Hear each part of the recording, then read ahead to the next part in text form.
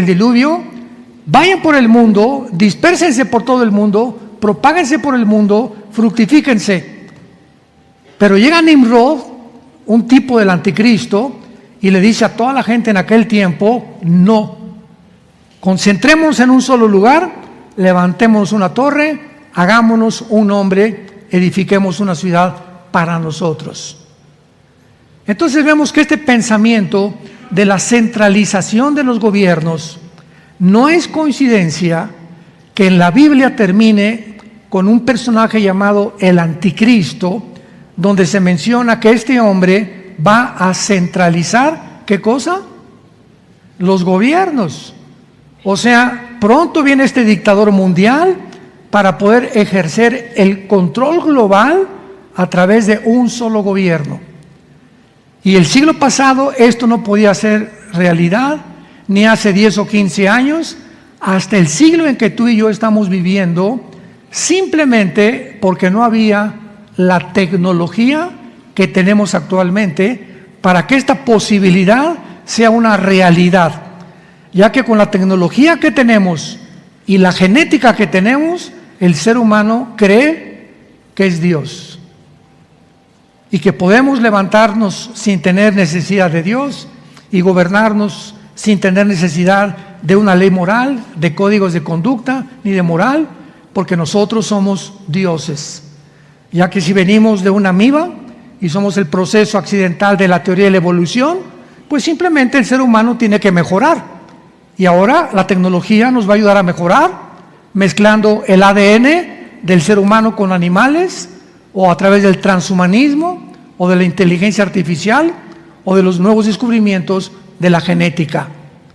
Y todo lo que le estoy contando no es más que ciencia ficción, que los que están detrás, que es un grupo que se llama el Foro Económico Mundial. Métete al internet y búscalo y ve los estatutos que declaran ellos diciendo Dios no existe. Este foro controla los gobiernos del mundo actualmente. Cristo es una mentira, Dios no existió, vamos a ser dioses. Y están inclusive llegando a la psicopatía, a la locura de decir y atreverse a poder aseverar que la muerte va a ser considerada una enfermedad. Que como todas las enfermedades las podemos conquistar y nos vamos a convertir en inmortales, gracias a la diosa de la tecnología. Entonces, todo esto tiene su origen desde Babilonia, y a través de toda la historia, Satanás, que estuvo detrás de Nimrod, encontramos el mismo patrón, el mismo factor común denominador. Todos los faraones se creyeron dioses. Todos los césares romanos se creyeron dioses. Y mencionamos a Atila, a Gengis Khan, mencionamos a todos los grandes conquistadores, Alejandro el Magno, los dictadores del siglo XX, ¿verdad? Lenin, Hitler, Benito Mussolini, Mao Zedong, etcétera, etcétera. Todos estos hombres que han ocupado posiciones de poder a través de la historia han soñado, han anhelado lo mismo que está en la Biblia: llegar a ser ellos los que controlen el mundo, o extender su imperio hasta donde pueda llegar, ¿verdad?, el conocimiento humano, para poder realmente convertirse en los dueños del planeta Tierra.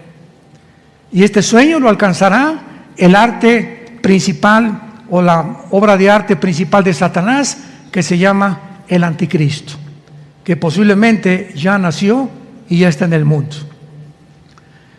Les digo que vayamos al libro de Daniel, capítulo 2, capítulo 1, vamos a comenzar con el capítulo 1, porque desde el imperio babilónico vamos a encontrar que Babilonia no solamente es el origen bíblico y en la vida real, sin que mucha gente lo sepa, por eso se llama el misterio de Babilonia, porque en Apocalipsis 17 se le llama la gran ramera, el misterio, Babilonia, la gran ramera, la madre de las abominaciones de toda la tierra. Apocalipsis 17:5. ¿Por qué se le llama un misterio a Babilonia? Porque detrás de este sistema, de esta ideología, le podríamos llamar también, detrás de esta sociedad secreta que fundó Nimrod, se pusieron los cimientos, los fundamentos, para que a través de toda la historia el mundo creciera, y los puso Satanás, para que todo se levantara conforme al patrón que está establecido en Génesis capítulo 11. Que el ser humano se llegue a creer Dios, y finalmente con la tecnología Satanás cumplirá su sueño levantando al anticristo. Pero encerrado detrás de esto, de un solo gobierno, una sola religión, Babilonia es el origen de la astrología, brujería, hechicería y la magia. Todo lo que es perteneciente al ocultismo son las sociedades como los Rosacruces, masonería, los caballeros templarios, lo que fundó la teosofía de Elena Blavatsky. Todas estas supuestas sociedades secretas encierran el mismo ADN. Todas están relacionadas con el ocultismo, todas ponen cortinas de humo para que tú no sepas realmente lo que se encuentra detrás de sus fundamentos diabólicos, porque precisamente este es el propósito satánico: cegarnos a los seres humanos de todo lo que está pasando en el mundo. Cristo dijo: el día que conozcas la verdad te hará libre. Cuando tú comiences a estudiar este libro, las vendas te van a comenzar a caer, porque Jesucristo es la única verdad absoluta del universo. Y por desconocer la verdad, el mundo es esclavo de la mentira. Y nos creemos todo lo que dicen los noticieros, lo que dicen los periódicos, los medios masivos de comunicación, precisamente por ignorar la verdad de Jesucristo. ¿Por qué? Porque el mundo vive un relativismo. O sea, lo que es verdad para ti, para mí no es verdad. Una verdad absoluta no existe. Y por eso el propósito de la agenda global es claro: destruir el cristianismo, acabar con la familia. ¿Cómo? A través del aborto, matrimonios gays, movimiento LGTB, pedofilia, que ya se va a legislar la pedofilia, y a través de esta destrucción de los valores que forman parte de la institución más santa y más sagrada que Dios estableció, que es el matrimonio, ellos creen que al hacer a un lado esto, las verdades absolutas son completamente desechadas, abandonadas, alejadas, y establecen ellos su ideología, su filosofía satánica. Nosotros somos dioses. Vamos a cambiar otra ética, otras leyes morales. La verdad no es lo que tú crees, sino lo que tú piensas. Ya no es Dios, somos nosotros. Tenemos cada uno nuestra propia verdad. Veamos esta secuencia de ocultismo, brujería, que continúa, escúcheme con mucha atención, continúa en casi más del 90% de los gobiernos del siglo XXI. Casi la mayor parte de los gobernantes en el mundo actualmente tienen brujos, ocultistas, astrólogos, magos, hechiceros, reuniones secretas de espiritismo donde invocan el espíritu de Cuauhtémoc, el espíritu de su abuelita, díganme qué quieren que haga yo, etcétera, etcétera, porque este ocultismo, esta sensación de que podemos tener contacto con el más allá, no saben que su contacto no es con Dios, todo lo contrario, es con el mismo mundo de los demonios. ¿Por qué lo hacen? Porque no conocen, están cegados, y por el hambre de la curiosidad, quiero consultar cómo voy a morir, cómo va a ser mi gobierno, etcétera, etcétera. Pero esto corre por toda la página de la historia y por todas las páginas de la Biblia. Daniel capítulo 1, versículo 20 y 21. Nos encontramos con un hombre llamado Daniel, judío, que está al servicio del rey Nabucodonosor, rey de Babilonia, y escuchemos qué cosa controlaba el imperio babilónico. Daniel 1:20. Y en todo asunto de sabiduría e inteligencia que el rey les consultó, o sea, a los muchachos, los halló 10 veces mejores que todos los magos y astrólogos que había en todo su reino. Capítulo 2, versículo 2. Hizo llamar el rey a magos, astrólogos, encantadores y caldeos para que le explicaran sus sueños. A través de toda la historia vemos este fenómeno. Los presidentes, los gobernantes, los dictadores, los reyes. ¿Se acuerdan ustedes de los zares de Rusia? Con el famoso Nicolás II, el último zar de Rusia, que fue derrotado a principios del siglo pasado, 1910-15, y entraron los bolcheviques, la revolución bolchevique, que se estableció el comunismo por primera vez en la historia cuando mataron a los zares. Bueno, ¿se acuerdan ustedes que Nicolás II tenía a un brujo llamado Rasputín? Y se han hecho películas y hay libros de él. Era un hombre como de 2 metros de altura que tenía poderes diabólicos y sanaba a la gente. Y la emperatriz lo jaló al palacio. Era un hombre que andaba por ahí por las calles y comenzó a dar cuenta que tenía poderes, etcétera, etcétera. Lo quisieron envenenar 2 veces y el veneno no le hizo efecto. Era impresionante la forma como este hombre, ¿verdad?, manifestaba un poder satánico. Y desde ese momento la emperatriz, ¿verdad?, de Rusia, la esposa del zar Nicolás II, lo hizo su principal consejero. Y vemos que finalmente el zar, su esposa y todos sus hijos fueron asesinados. Es la factura que le cobró Satanás finalmente a esta familia. Y ahí se terminó los zares de Rusia. Ya nunca más volvió a haber zares en Rusia. Veamos ahora el versículo 10 del capítulo 10, del capítulo 2 otra vez, Daniel 2:10. Los caldeos respondieron delante del rey y dijeron: no hay hombre sobre la tierra que pueda declarar el asunto del rey. Además de esto, ningún rey, príncipe ni señor preguntó cosa semejante a ningún mago, ni astrólogo, ni caldeo. Para los que no entiendan el trasfondo, el rey Nabucodonosor tuvo un sueño de una estatua, que lo explica el capítulo 2, gigantesca, y se enojó porque cuando consultó a los brujos y a los astrólogos y a los hechiceros, nadie le pudo contestar qué significaba ese sueño. Y le dijeron: no existe en el mundo ningún mago ni astrólogo que pueda interpretar este sueño.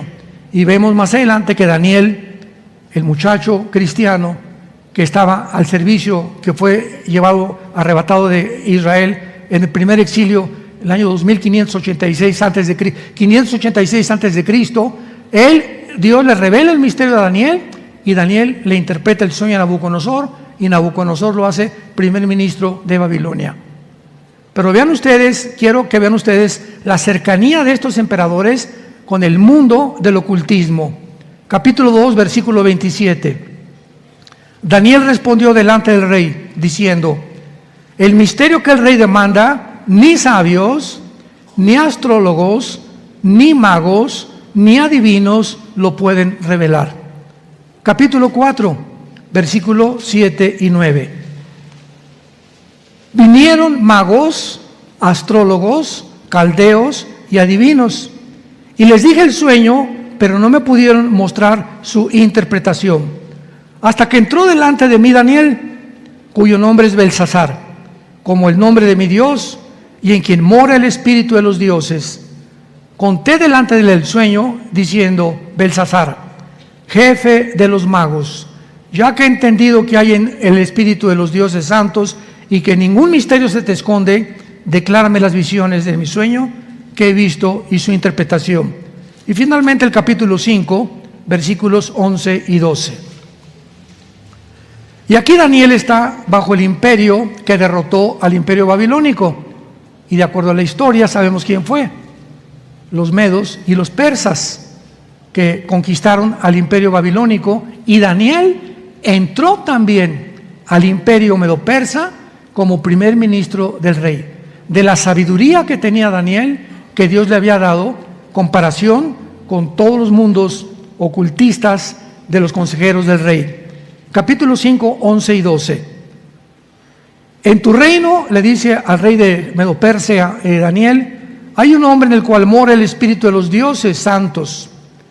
Y en los días de tu padre se halló en él luz e inteligencia y sabiduría, como sabiduría de los dioses, al que el rey Nabucodonosor, tu padre, oh rey, constituyó jefe sobre todos los magos, astrólogos, caldeos y adivinos. Vemos pues el énfasis en la Biblia, sobre todo en el libro de Daniel, en el imperio babilónico, que no es coincidencia, que dominaba completamente el misterio de Babilonia, que había un poder de las tinieblas que no era más grande que el poder de Dios. Dice 1 Juan capítulo 4, mayor es el que está entre nosotros que está en el mundo. Cuando me dicen, oiga, si una bruja le lanzó una maldición, se le va a regresar. ¿Saben ustedes eso? Que cuando una bruja o un hechicero te lanza una maldición, o maldice a tus hijos, o maldice tu matrimonio, y tú vives en pecado, la maldición te llega. Esto es real. ¿Se acuerdan ustedes en Haití de los famosos muñecos del vudú? Que son muñecos que agarran los budistas, los brujos del vudú, y le entierran alfileres. Y llega doña Chencha, oiga, señor brujo, me cae bien mal doña Pancha, agarra un muñeco, esta va a ser Pancha, y le comienza a clavar alfileres. Ahora, en el nombre de Satanás, que doña Pancha le dé un ataque al corazón, o que se muera, o que le dé cáncer, o artritis, etcétera, etcétera, y esa maldición opera. Es real. ¿Cómo es la única forma que somos protegidos? Salmo 91, 1. El que habita el abrigo del Altísimo morará bajo la sombra del Omnipotente. Salmo 37. El ángel de Jehová acampa alrededor de los que le temen y los defiende. Si no quieres que en tu casa entre el mal, y principalmente cuando los que tienen hijos menores de edad, de 4, 5, 6, 7 años de edad, el marido anda en pornografía, o anda robando, o cometiendo fraudes, se hace un portal, tu casa se hace un portal, que es un lugar que se abre en el espacio invisible, comunicándose con el mundo de los espíritus, para que los demonios entren a tu casa por esa vía del marido que vive en adulterio, o de la mujer que vive en adulterio, o del hombre que vive en pecado. Le abre la puerta a Satanás en cuanto te apartas de Dios. Y esto es absolutamente real. ¿Qué es la astrología? No es astronomía. No confundas la gimnasia con la magnesia. La astronomía es el estudio de los astros. La astrología es el estudio de los astros, creyendo que los que son de Virgo, y tú que eres Virgo, yo soy Géminis, no nos llevamos. Cabeza de mazorca.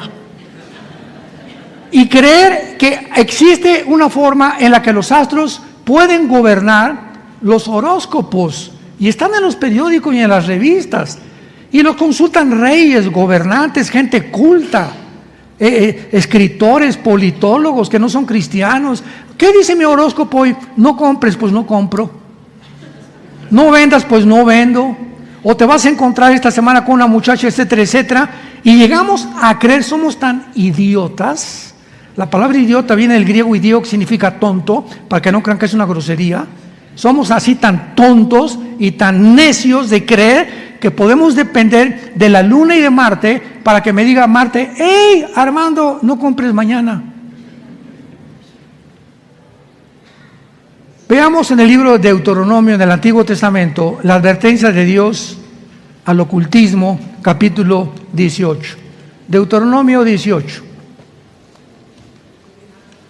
Versículos del 10 al 13. Los judíos iban a entrar a la tierra de Canaán. Y la tierra de Canaán estaba infiltrada de brujos, hechiceros, caníbales, pedófilos, pederastas, homosexuales. Era completamente, toda esta gama que estoy mencionando, la controla el mundo de las tinieblas. Y Dios le dice al pueblo que Él llamó para que dieran testimonio a las naciones en qué oscuridad vivían. No se ha hallado en ti quien haga pasar a su hijo o a su hija por el fuego, ni quien practique adivinación, ni agorero, que son los astrólogos, ni sortílego, ni hechicero, ni encantador, ni adivino, ni mago, ni quien consulte al espíritu de Cuauhtémoc. Las sesiones famosas de espiritismo, que se juntan en una mesa, se agarran de las manos y está un medium. Y el medium es la persona que ha sido señalada para que traiga el espíritu de la abuelita, de tu tío o el fulano de tal, y comienzan a agarrarse las manos y es real, comienzan a oír voces que se comunican con el medium comienza a hablar y a dar mensajes del más allá, y son mensajes de demonios. Hace muchísimos años, a principios del siglo pasado, hubo un gran mago que se llamó Houdini. 1910, 1915, más o menos por ahí. Houdini fue un mago que asombró al mundo entero con lo que él hacía. Se metía en unas cosas como de agua y lo metían de los pies, encadenado, y antes de que se asfixiara, se ahogara, se quitaba las cadenas y salía. Houdini no se supo hasta el final de su vida que consultaba a los muertos y que tenía sesiones de espiritismo. Entonces Houdini, en uno de sus actos, lo pueden ver en cualquiera, hasta una película hicieron con Tony Curtis, que la hace de Houdini, que ya también murió este actor, que se ahoga dentro de la pileta y pues ya se murió. Pero antes de esa semana, Houdini le dijo a su esposa: quiero por favor darte este papelito, y le puso un número de 7 letras, 3, 4, 5, 7, etcétera, etcétera. Y quiero que cuando yo muera, hagas una reunión espiritista y me invoques a mí. Y si yo te doy este número que solamente tú sabes, tú vas a saber que yo estoy vivo. Entonces la esposa de Houdini hizo la reunión, se juntó con el medium y le comenzó a decir: dile al espíritu que te dé un número tal. Y le dio el número que Houdini le dio a la esposa. Otro ejemplo de mi propia vida. Mi padre fue un hombre muy, muy religioso. Traía su cordón de San Francisco, etcétera, etcétera. Jamás en la vida, jamás leímos la Biblia, ni supimos que era la Biblia, ni Cristo, ni nada. Éramos religiosos nada más. Mi papá tenía una colección de timbres, era coleccionista obsesivo, llaves, timbres, coleccionaba monedas, todo lo que podía encontrar. Y tenía una colección de timbres valiosísima. Cuando se muere mi papá, una hermana de él, que ya también murió, hizo una sesión espiritista para preguntarle a mi papá, porque nadie sabía. Buscamos esa colección de timbres de mi papá y nadie sabía dónde la había escondido mi papá. Entonces mi tía, la hermana de mi papá, que ya murieron los dos, mi papá le dijo, como consultaba a los brujos y a los mediums, le dijo: vamos a hacer una reunión, y le preguntó al medium: pregúntale al espíritu dónde está la colección de timbres de mi hermano. Y el medium oyó la voz que le dijo: se encuentra en la casa de tu otra hermana, en el sótano, en un baúl pintado de gris. Fue mi tía al sótano de su hermana y encontró en un baúl hasta el fondo de color gris la colección de timbres de mi papá. Esto, hermanos, no es un juego, es real. Los espíritus demoníacos y los demonios existen. Satanás no es un ser pintoresco, atractivo y carismático como lo han pintado con cuernos y con cola. Es la criatura más inteligente, más sabia, más astuta de toda la creación de Dios. Y nosotros, que somos los más tontos, que queremos tratar de encontrar y cómo comunicarnos qué es verdad y qué no es verdad, Dios dice: cree en mí en la cruz y te envío a mi Espíritu Santo. Y mi Espíritu Santo dentro de ti, al hacer tu contacto con la Biblia, comenzarán las vendas a caerte y te daré un don que se llama discernimiento de espíritus. 1 Corintios capítulo 12. Discernimiento de espíritus. Dice en 1 Juan capítulo 4, nosotros somos de Dios, el mundo oye a los que son del mundo, pero a nosotros si oímos a Dios, Dios nos oye. En esto conocemos el espíritu de verdad y el espíritu de error. Entonces el Espíritu Santo nos ha sido dado para que vengamos a la Biblia y sepamos espiritualmente, intuitivamente, cuando estás enfrente de una persona muchas veces, como esa persona tiene cara así de San Miguel, de Cholula, ¿verdad? Y tiene cara de santo, pero algo nos dice, algo no me gusta de esta persona, cuando estás abierto al Espíritu Santo y nos protege Dios de relaciones y de amistades que más adelante nos pueden hacer un daño en la vida. Esto es muy importante porque no es coincidencia que durante la tribulación la nueva Babilonia va a ser y buscar el mismo propósito y el plan final de Dios en contra de sus planes, porque la nueva Babilonia será la base del poder del anticristo. Apocalipsis capítulo 18. Babilonia, o sea, en Irak, la nación de Irak va a ser el centro. Escuchen estas naciones, que son las naciones que están en la Biblia, que serán del anticristo, si las quieres apuntar: Irak, Siria, Irán y Turquía. Estas 4 naciones, dice en Apocalipsis capítulo 2, cuando Cristo le escribe a la iglesia de Pérgamo. ¿Dónde está Pérgamo? En Turquía. Y le dice: yo sé dónde moras, donde está el trono de Satanás. Entonces, la zona geográfica, ¿vieron el terremoto que acaba de pasar en Turquía? Que se abrieron grietas impresionantes. Pues toda esta zona geográfica, que se llamaba la Anatolia hace algunos años todavía, es la región geográfica donde se encuentra la mayor concentración de espíritus malignos.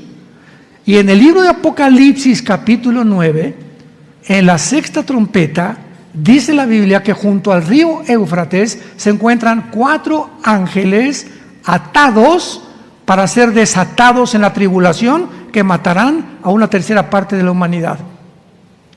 En el río Éufrates. Babilonia fue construida junto al río Éufrates. ¿Ven cómo comenzamos a conectar las piezas del rompecabezas? No es coincidencia que Babilonia haya sido construida junto al río Éufrates y que en Apocalipsis termine la Biblia con Babilonia y el río Éufrates. Y Cristo le diga a la iglesia de Pérgamo, capítulo 2 de Apocalipsis: moras en el trono de Satanás en Turquía.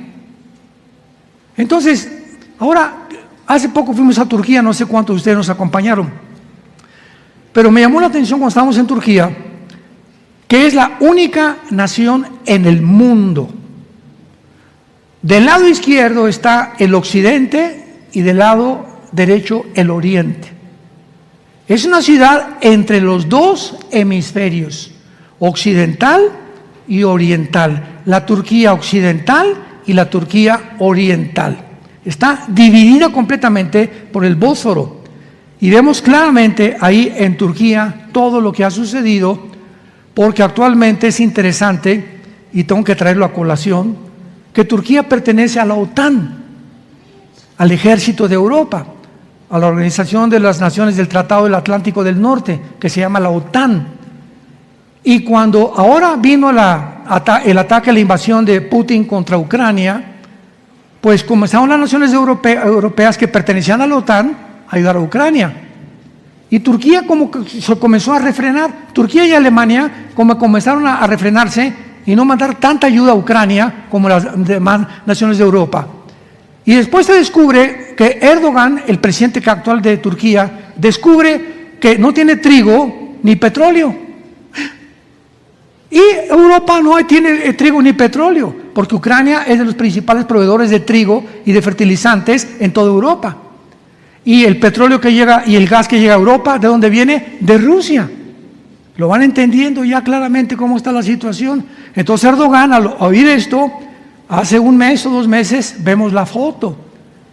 El chino Xi Jinping, Putin, Erdogan y el ayatolá de Irán. El cuarteto que aparece en Ezequiel capítulo 38, versículo 4 y 5. Las 4 naciones que aparece que van a invadir a Israel en los tiempos en que vivimos. Y ahí están delante de nuestros ojos. Ahora, si Turquía pertenece a la OTAN, no puede unirse a Rusia, ¿verdad? ¿Por qué? Porque se tendría que salir de la OTAN. Bueno, acuérdense de lo que estamos diciendo, yo no soy profeta, le estoy diciendo lo que dice la Biblia. Pero chequen los periódicos, en las semanas o meses que viene, Turquía va a renunciar a la OTAN para unirse a Rusia, para que se cumpla Ezequiel 38, del 4 al 5. La palabra de Dios. Ya deja el calimán. ¿Cómo podemos nosotros realmente saber el futuro? La Biblia menciona claramente, Isaías 44, que solo Dios, todo esto que estamos compartiendo, no se encuentra en los libros de Zoroastro, ni de Gautama Buda, ni de Jim Dixon, ni de Koresh, el que agarraron en Waco, Texas, que decía que era el ángel del Apocalipsis. No se encuentran en Zaratustra, ¿verdad? No se encuentran en Nostradamus.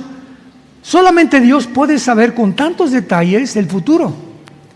Entonces, cuando sabemos que solo Dios puede saber el futuro, tenemos la seguridad que lo que Él ha dicho va a suceder. Porque si sucedió en el pasado y ante nuestros ojos están los protagonistas que en la Biblia se mencionaron hace más de 2500 años, los estamos viendo con nuestros ojos, es lógico que veamos también que en el futuro se cumplirá al pie de la letra lo que la Biblia estableció. Pues cuando dice Jesucristo, yo soy el primero y yo soy el postrero, el alfa y la omega, ¿qué significa esto? Que si Jesucristo es el primero y nos encontramos nosotros en el medio, porque el futuro no se termina, entonces volteo hacia atrás y digo, Jesús, todo lo que tú has dicho en la Biblia hasta ahorita, el siglo XXI, se ha cumplido. Por lo tanto, se cumplirá lo que me falta. Voy a caminar en paz contigo, seguro que nunca me dejarás ni me abandonarás.